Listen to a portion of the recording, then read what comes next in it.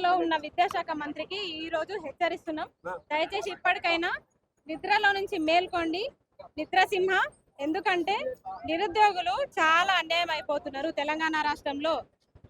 ఇది ఏమంటారు, అన్ని వ్యవస్థలో ఏ రాష్ట్రం ఫస్ట్ ఉంది, ఏ రాష్ట్రం ముందంజలో ఉంది అని అంటే ముందంజలో ఉన్నది నిరుద్యోగంలో తెలంగాణ రాష్ట్రమే.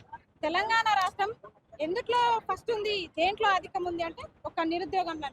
ఎవరన్నా చదువుకునే పర్సంటేజ్లను లేకపోతే కొన్ని పథకాలు సాధించడంలోనూ ముందుంటారు, కానీ తెలంగాణ రాష్ట్రం ఏంటంటే నిరుద్యోగంలో ఫస్ట్ ఉంది.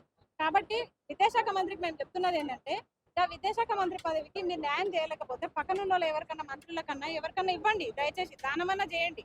అన్ని మీరే పెట్టుకొని వేరే వాళ్ళకి ఇస్తే మొత్తము ఇచ్చేస్తారు, అందుకే నా దగ్గర జాగ్రత్తగా పెట్టుకున్నా అంటే అది పెట్టెలో పెట్టి తాళం వేసినట్టే ఉంది పరిస్థితి. ఇంకెన్ని రోజులు అట్లా పెట్టుకుంటారు మీరు? దయచేసి 2.5 సంవత్సరాలు అవుతుంది, ఇప్పటికైనా మీరు ఇవ్వలేకపోతే నోటిఫికేషన్లు మీ వల్ల కాకపోతే మీరు ఆ విద్యాశాఖ మంత్రిని మీరు రిజైన్ చేయండి. దయచేసి మీరు రిజైన్ చేయకుండా మీరు అట్లే పెట్టుకొని హోంశాఖ మీ దగ్గరనే ఏమనంటే ఇక్కడ లాజిక్ ఉంది. నిరుద్యోగులకు సంబంధించిన నోటిఫికేషన్ల పదవి విద్యాశాఖ మంత్రి, అది ఆయన దగ్గరనే ఉంది. ఒకవేళ నిరుద్యోగులు ఏమన్నా రివర్స్ అయితే అరెస్ట్ చేసే హోంశాఖ మంత్రి కూడా ఆయన దగ్గరనే ఉంది. ఇట్లా ఎంత ఇబ్బంది పెట్టిరండి. ఈ రోజు ఒక సభ పెట్టుకున్నాం మేము పర్మిషన్ తోటి సభ పెట్టుకుంటే కూడా ఎంత డిస్టర్బెన్స్ అంటే ఎక్కడ నిరుద్యోగులను అక్కడ ఆపేసారు. చిక్కడపల్లిలో పోలీసు గాలింపే, అక్కడ దిల్సుఖ్నగర్లో పోలీసుల మోహరింపే, ఎక్కడ చూసినా పోలీసులు ఆపేస్తున్నారు.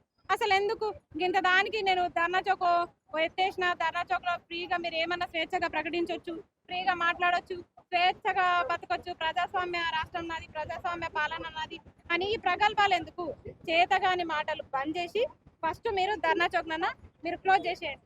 ఎందుకంటే మా వాయిస్ కానీ మా ప్రాబ్లమ్స్ కానీ మీకు వినే ఓపిక లేదు. మీరు ధర్నా చౌక్ క్లోజ్ చేసేయండి. దయచేసి క్లోజ్ చేయకుండా పర్మిషన్లు ఇచ్చినట్టే ఉంటది, పర్మిషన్లు ఇచ్చి మళ్ళీ ఇబ్బంది పెడుతున్నట్టే ఉంటది. ఇక్కడ ఏమనుకుంటారు అసలు? మీరు ఆపితే ఆగేటోళ్ళు అనుకుంటారా? ఇంత నిర్బంధంలో కూడా ఇంతమంది నిరుద్యోగులు వచ్చిర్రు. ఇక్కడ ఎందుకు వచ్చిర్రు? వాళ్ళ ఉద్యోగాల కోసం. నా కోసం వచ్చిర్రు ఏమన్నా? వాళ్ళ ఉద్యోగాల కోసం వాళ్ళు వచ్చిర్రు.